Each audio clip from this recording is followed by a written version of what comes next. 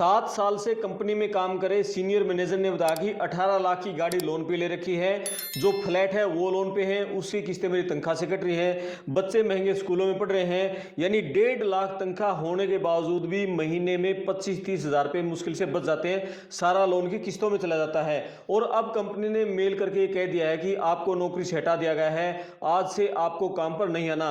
नोला दिन में ही मेरी आंखों के सामने अंधेरा छा गया है। नोला हमारे जैसे जितने भी मेरे और इंजीनियर मैनेजर लेवल के साथी हैं, अब उनकी तनख्वाह बेशक से 1 लाख 1.5 लाख 2 लाख रुपए है, लेकिन सबने महंगे महंगे लोन उठा रखे हैं, बड़े बड़े।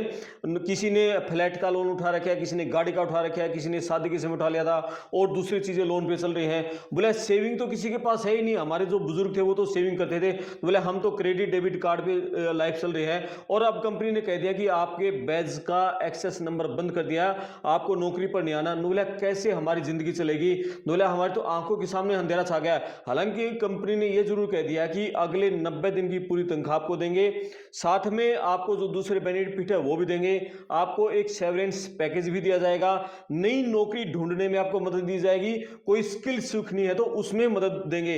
ये मेल की है अमेजन ने अपने कर्मचारियों को और मेल करके उनको नौकरी से हटा दिया है। यानी जिन कर्मचारियों ने सालों साल उस कंपनी के लिए मेहनत की थी, दिन रात अमेजन के बारे में सोचते थे, खाना अमेजन, पीना अमेजन, सांस अमेजन में लेनी, सब कुछ अमेजन के लिए था, और एक मेल की और उनकी नौकरी खत्म।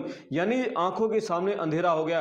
अब कंपनी क्या करी है? कंपनी का यह कहना है एआई और ऑटोमेशन के जरिए ही हम अपना ज्यादातर काम करवाने जा रहे हैं। यानी कि जिन इंजीनियरों ने एआई रोबोट का विकास किया था, वही एआई और रोबोट अब उन्हीं इंजीनियरों के लिए विनाश बन गया है, उनकी नौकरियां खा रहा है। इंडिया में 35 लाख से ज्यादा आईटी इंजीनियर्स हैं और अभी हजारों की संख्या में इंजीनियर्स हटाए जा चुके हैं। रेडिट जो एक साइट है उसने कहा है 1 लाख से ज्यादा इंजीनियर्स हटाए जा चुके हैं और अगले 3 साल के अंदर 5 लाख से ज्यादा इंजीनियर हटाए जाने हैं। तो जिस साथी से हमारी बात हुई, बोला कंपनियों में क्या होता है, पिरामिड टाइप में काम होता है। यानी ऊपर वाले लेवल पे कर्मचारी कम होते हैं और नीचे नीचे जैसे कर्मचारियों की संख्या बढ़ती रहती है। बोला मैं मिड लेवल पे था और मुझे लगता था जो एंट्री लेवल के नीचे लेवल पे है वहां नौकरियों खतरा होगा। बोला लेकिन मिड लेवल के बहुत सारे मेरे और मेरे साथी, मेरे से कुछ सीनियर भी, उनको भी नौकरी से हटा दिया है। यानी कि एआई और रोबोट सिर्फ निचले लेवल पे नहीं, ऊपरले लेवल पे, मिड लेवल पे भी नौकरियों के लिए खतरा बन गया है। तो अब कंपनियां क्या सोच रही हैं कि जब एआई इतने अच्छे तरीके से काम कर रहा है तो फिर आदमियों से काम क्यों लें, क्यों हम आदमियों को तनख्वाह दें? ना एआई कोई गलती करता है, ना एआई बीमार होता है, ना उसको थकान होती है, वो कोई गलती भी नहीं करता, सही तरीके से काम करता है। तो सारा काम एआई से लेने लगी हैं।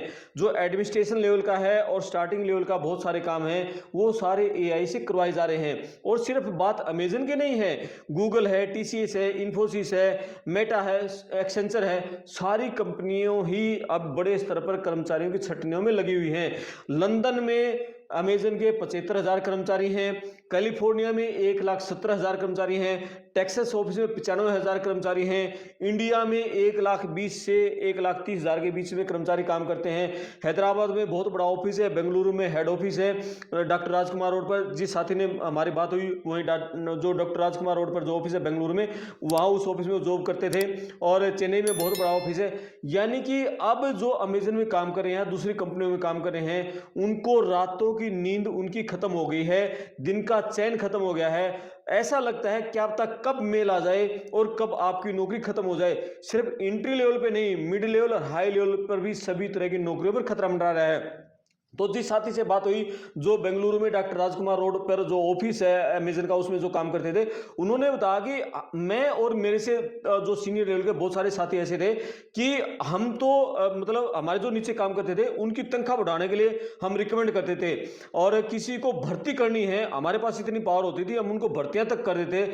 लेकिन अब हम ये सोचते थे कि भाई हम इतनी सीनियर पोजीशन पे हैं, कंपनी ने इतनी बड़ी जिम्मेदारी सौंप रखी है, तो हमारा तो अल्टरनेट नहीं होगा। लेकिन हम और हमारे जो से सीनियर हैं उनको भी नौकरी से हटा दिया गया है। तो यानी कि मतलब विश्वास ही नहीं हो रहा। बोला कि सारा दिन, जिस दिन ये सुबह सुबह मेल पड़ी थी, बोला आंखों के सामने ना इतने रोए हैं कि दिन रात जिस कंपनी के लिए काम किया था और सोचा ही नहीं था कि हम 7-8 साल से जिस कंपनी में काम कर रहे हैं, इतने सीनियर लेवल पे काम किया है और मेहनत की है, दिन रात की मेहनत की है, छुट्टियां नहीं ली, रिश्तेदारी में शादी तक बोला हमने कैंसिल कर दी थी, घर में कोई बीमार था तो भी कह देते थे अपने आप हॉस्पिटल चले जाना। बोले कितना क्या कुछ हमने कंपनी के लिए नहीं किया और कंपनी ने एक झटके में बाहर कर दिया। तो यानी कि जो कंपनियां हैं कैसे कर्मचारियों को शोषण करती हैं, कितनी क्रूर होती हैं, कितनी निर्दयी होती हैं, कुछ नहीं सोचती, एक झटके में आपको कहा कि 3 महीने की तनख्वाह लो और बाहर हो जाओ। यार ये कुछ जवाब थोड़ी है, उस आदमी ने सालों साल आपकी कंपनी को दिए हैं, यानी कि अब नौकरी से जो हटाया गया है उसके काम में कोई कमी नहीं थी, भाई उसने कोई लापरवाही बरती है नहीं, सिर्फ इसलिए कि उसका काम है हम एआई से कर रहे हैं, यानी क्वालिटी लेवल पे, दक्षता लेवल पे वो काम हम एआई से करवाने लग गए। अब सिर्फ ये बात नहीं है कि ये लापरवाही बरतता है, ये ऑफिस से लेट से आता है, ये काम सही तरीके से नहीं करता, काम की कमी का तो कोई असर नहीं है, दिन रात एक करने वाले बहुत सीनियर लेवल के मेहनती लोग हैं, वही उनका विकल्प बन गया एआई। तो उस साथी ने ये बताया, मैंने पूछा कि अभी जिस तरह से हटाए जा रहे हैं तो ऐसे तो खाली हो जाएंगे दफ्तर। बोला लेकिन ये तो अप और डाउन होता रहता है। स्टार्टिंग में जब कंप्यूटर आए थे, लैपटॉप आए थे, कंप्यूटर आए, जब लोग ये कह रहे थे कंप्यूटर तो नौकरियां खा जाएंगे, लेकिन इन्हीं कंप्यूटर ने नौकरियां बहुत ज्यादा विकसित कर दी। अब ये कह रहे हैं एआई नौकरियां खा जाएगा, लेकिन अब जो इंजीनियर्स हैं, बोला हम तो मैनेजर वाले उसमें थे, हम तो एमबीए वाले थे, बोला लेकिन अब क्या होगा, इंजीनियर्स को और मैनेजर्स को इस तरह से काम करना पड़ेगा, ये समझना पड़ेगा कि ये जो एआई है ये कंपनियों के लिए किस तरह से मददगार बना हुआ है। तो इंसानों को भी उस तरह से उसका विकल्प, उसका पूरक बनना होगा कि जो एआई काम कर रहा है वही काम हम भी कर सकते हैं। उनको नई स्किल्स सीखनी पड़ेंगी, क्योंकि लीडरशिप के गुण एआई में नहीं है, आपकी नेतृत्व क्षमता उसमें नहीं है, सहानुभूति उसमें नहीं है, बहुत सारी चीजें जो इंसानों के अंदर हैं, जो क्रिएटिविटी है वो एआई में नहीं है। एआई में तो सिर्फ कमांड देनी है, लेकिन क्रिएटिविटी तो इंसान की है। यानी कि हम जो इंजीनियर हैं उनको रचनात्मक होना पड़ेगा, उनको लीडरशिप देनी पड़ेगी और साथ में उनको नैतिकता, सहानुभूति, बहुत सारी जो पॉजिटिव सोच है वो एआई थोड़ी, आखिर है तो वो मशीन, उसमें तो एक कमांड डेवलप कर दी। तो हम जो अब नए इंजीनियर हैं उनको इस हिसाब से अपने को ढालना पड़ेगा कि वो एआई के पूरक बन जाएं, तब उनकी नौकरियां बच सकती हैं। लेकिन उस साथी ने बताया कि बोला अब सिर्फ इसी उधेड़-बुन में हैं, आगे नौकरी कहाँ जाएं, क्या करें, कैसे करें। बोले हमारे यहाँ यूनियन भी तो नहीं है ना, अब बोले विदेशों में यूनियन है, अब इंडिया में कर्मचारियों की कोई यूनियन नहीं है जो आईटी इंजीनियर्स की, और कोई यूनियन बना भी लेता है और किसी कंपनी के खिलाफ केस भी डाल देता है तो सारी कंपनियां लाल पेन चला देती हैं। यानी आप अमेजन में हो और आपने कंपनी के खिलाफ केस डाल दिया, यूनियन बना ली, आप दूसरी आईटी कंपनी में जाओगे और किसी कंपनी में जाओगे तो वो कंपनी आपको जॉब पर ही नहीं रखेगी कि यहां पर भी आके ये राजनीति करेगा, यूनियन बनाएगा और कल को नौकरी से हटाएंगे, फिर आंदोलन छेड़ेंगे।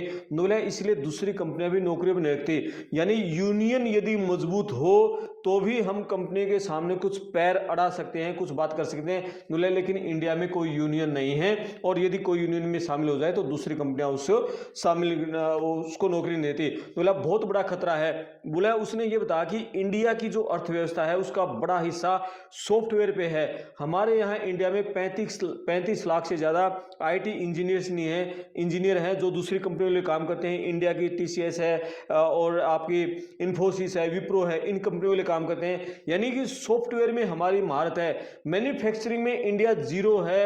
चाइना मैन्युफैक्चरिंग में पूरी दुनिया में सबसे पावरफुल बन गया है, उसने चाइना को पीछे, उसने अमेरिका को पीछे छोड़ दिया है और इंडिया तो कोई है ही नहीं।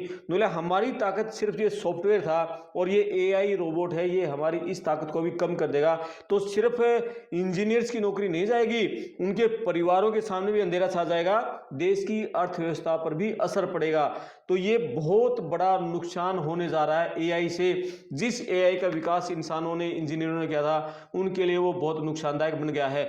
14,000 कर्मचारी अमेजन ने हटा दिए हैं अभी गूगल ने हटा दिए हैं 600 से ज़्यादा, आपके मेटा ने हटा दिए हैं, एक्सेंचर हटा चुका 14,000 से ज़्यादा, और आपका जो दूसरी कंपनियां हैं वो सारी लगातार छटनियां करी हैं। यानी वर्क फोर्स रिस्ट्रक्चरिंग के नाम पर कंपनियां बड़े स्तर पर छटनियां कर रही हैं, और अगले 3 साल में इंडिया में ही 5 लाख IT इंजीनियर्स की नौकरी जाने वाली है। तो जो भी इंजीनियर्स अभी हैं कंपनियों में काम कर रहे हैं, इस हिसाब से अपने आप को ढालें कि वो AI का पूरक बन सके, तभी उनकी नौकरियां बचेगी, नहीं तो नौकरियां बचना मुश्किल है। और हमारे बुजुर्गों की सीख लें, जो तनख्वाह मिल रही है ज़्यादा से ज़्यादा उसकी सेविंग करने की कोशिश करें, ताकि कल को नौकरी चली जाए तो कुछ पैसा अगले 5-6 महीने उनका काम चलने लायक रह जाए, जब तक उनको नई नौकरी ना मिले। तो आप इस वीडियो पर कमेंट्स करना, वीडियो को शेयर करना, चैनल को सब्सक्राइब करना। मैं आपका दोस्त करमपाल, धन्यवाद।